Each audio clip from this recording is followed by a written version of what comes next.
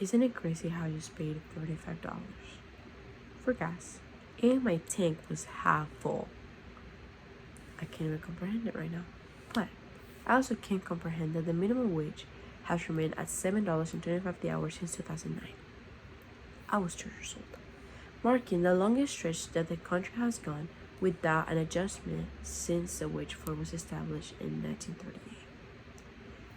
I might not be good at math, but that's a pretty long time without having a change. Currently, a full-time worker cannot afford a 2-bedroom apartment in any county in the United States.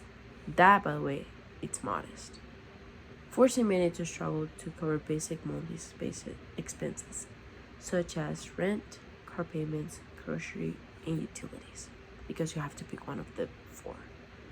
Nearly 60% of poor households in America has at least one employed person, which in an ideal world, you could probably live off of the income of one person to provide for a family.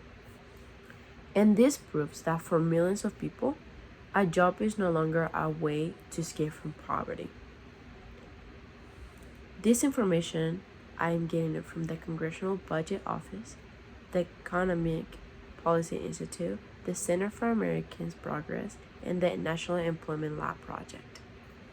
Passing the Raise the Wage Act of 2025 to incrementally increase the minimum wage to $17 by 2030, which is, by the way, in 4 years, is an essential economic investment that will lift families out of poverty and that will make this country great.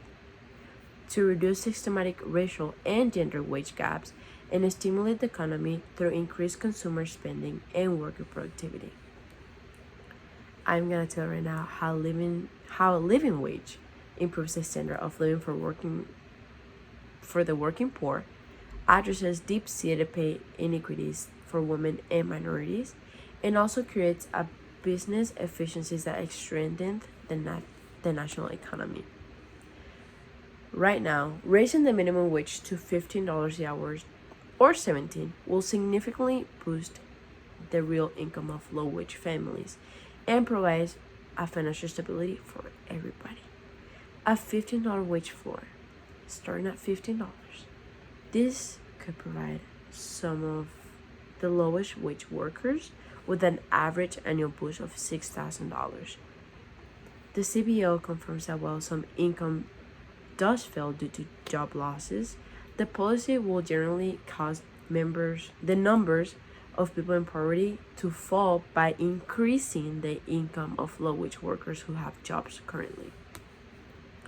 This gains allows workers to meet emergency expenses. For example, a typical $800 annual increase could help cover a $400 emergency cost, which 3 in 10 adults right now currently cannot afford. This boost is not only about individuals, but it's a primary tool for us to achieve a broader social equity between all of us. Now, a very touchy topic is closing the racial and gender pay gaps that we have right now. A higher wage floor is essentially for closing systematic racial, ethnic, and gender wage gaps. Women and workers of colors, like me, are disproportionately represented in low-wage work. Specifically, 57.2% of workers affected by the Raise the Wage Act of 2025 are females. That's more than half, and that's a lot. A $15 minimum wage would give 31% of African Americans and 26% of Latinos a raise. Let's say if a $15 wage had been placed in 2021, Black women would have experienced the largest reduction in their pay gap on record, narrowing the gap by 4 cents relative to white men. Beyond individual equity, these higher wages drive a more efficient and stable national economy, and that will help us a lot. Increasing the wage floors will also stimulate local businesses, local economies, and improve workplace productivity. we often see teenagers get paid $10, $13, and you sometimes go to establishments and you see them and they look like they don't want to work, and sometimes they don't. So basically, this will help them a lot to be more productive, to want to do their job and gain the money that they deserve. Now, the consumer spending drives 17% of the US economy, and putting money in the pockets of low-wage workers increase local demand. Furthermore, higher wages reduce turnover. A study of San Francisco airport workers found turnover among security screeners plunged from 95% to 19% after a wage hike. This reduction in labor-making churn saves employers a significant cost related to recruitment, retraining, and restaffing. So those three things would not be needed if the minimum wage were to go up to $15. And despite all these benefits, it is vital to address the legitimate concerns regarding small businesses and the impacts of cost of living. Now, opponents argue that a $15 to $17 federal wage could hurt small businesses, and I don't blame them. Increase childcare cost by an average of 33%, and also a uniform legal wage might be impractical given the house values in California are over, according to Zillow.com, $635,000, while in Oklahoma they're roughly $143,000,